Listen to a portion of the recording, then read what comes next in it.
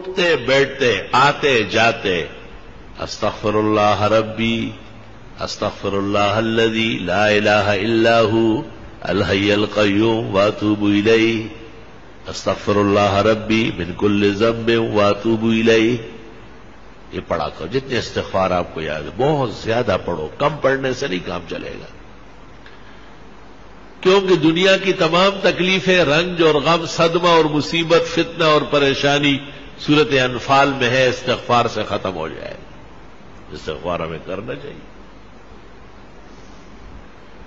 پیرانی پیر شیخ عبد القادر جیلانی نے ایک موقع پر لکھا ہے کہ جن کو استغفار کا پتہ ہے اور پھر وہ پریشان ہوتا ہے، فرمایا بہت بڑا کذاب اور جھوٹا ہے. یہ تو خدا کا فیصلہ ہے کہ آپ استغفار کریں، میں پریشانیاں دور کروں.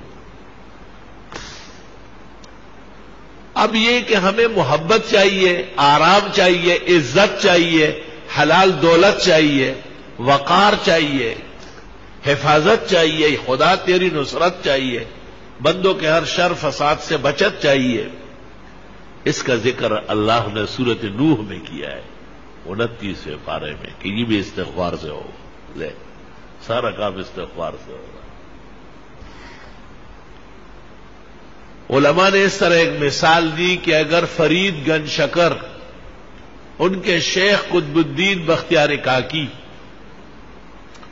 ان کے شیخ معین الدین چشتی اور ان کے شیخ عثمان ہارونی اور ان سے بھی بڑے شیخ عبد القادر جیلانی اور سید علی حجویری داتا گنج بخش اور حسن بصری اور علی مرتضی اور چاروں مقرب ملائک، ان سے بھی آپ وظیفہ مانگے. استغفار سے بڑھ کر کوئی وظیفہ نہیں دے. سب کا اتفاق استغفار پر ہوا. استغفر اللہ ربی من کل ذنب واتوب الیہ استغفر اللہ الذی لا الہ الا هو الحی القیوم واتوب الیہ.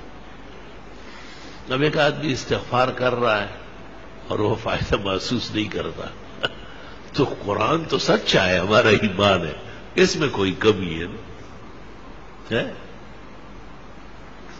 وہ عورت نے وہ چاند دیکھا ایسا چاند کی طرح، تو انگلی کے ساتھ کوئی چیز لگی تھی نامناسب، کہنے لگی چاند تو بہت اچھے لیکن بدبو آ رہی. تو بدبو تو آپ میں ہے، چاند میں تھوڑا ہی ہے. اب اپنے آپ کو اس معیار پر لانا ہے کہ ہمیں استغفار سے وہ فائدہ پہنچے جو اللہ تعالیٰ نے سورۃ انفال میں بیان کیا ہے. وما كان الله ليعذبهم وانت فيهم وما كان الله معذبهم وهم يستغفرون.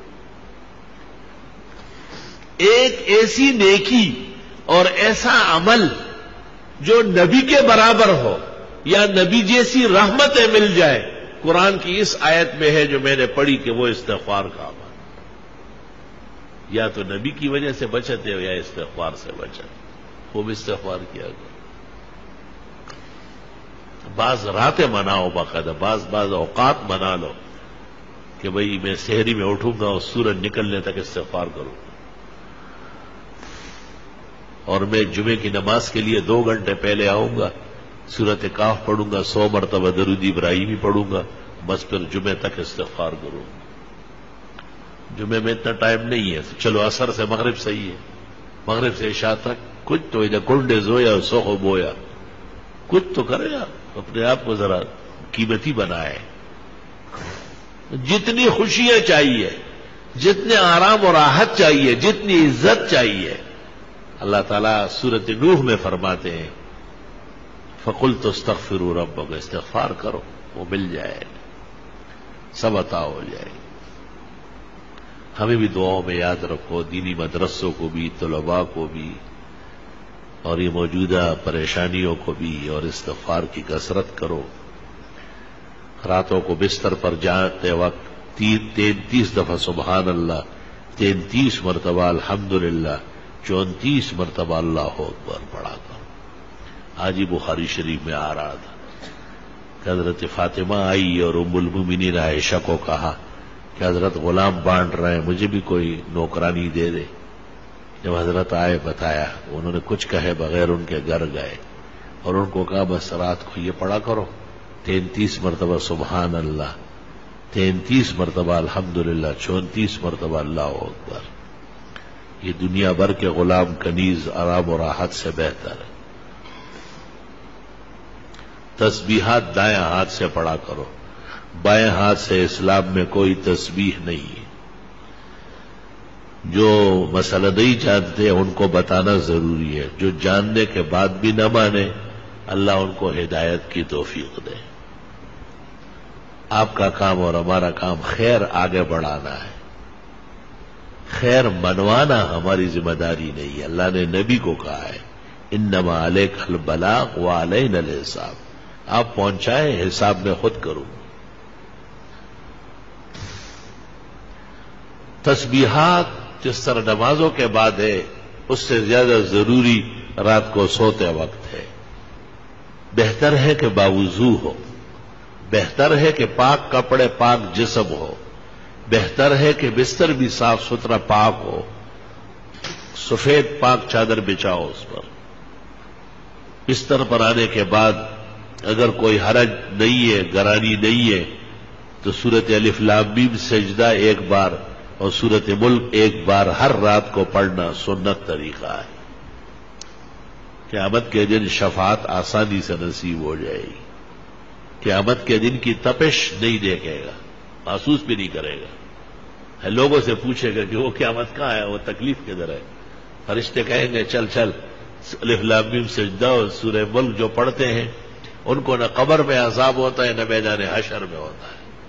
یا رب تیری کتنی عنایات و احسانات۔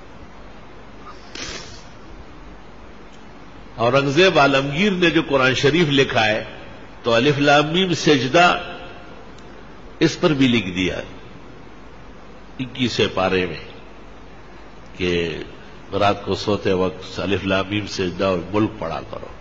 پھر 29 پارے میں جب سورۃ ملک آئی پھر لکھنے لگا تو کاتبان جو بیٹھے تھے انہوں نے کہا حضرت یہ لکھ چکے ہیں وہاں، کہا آرام سے رہو، وہ الف لام میم سجدے پر لکھا، یہ سورۃ ملک پر لکھا۔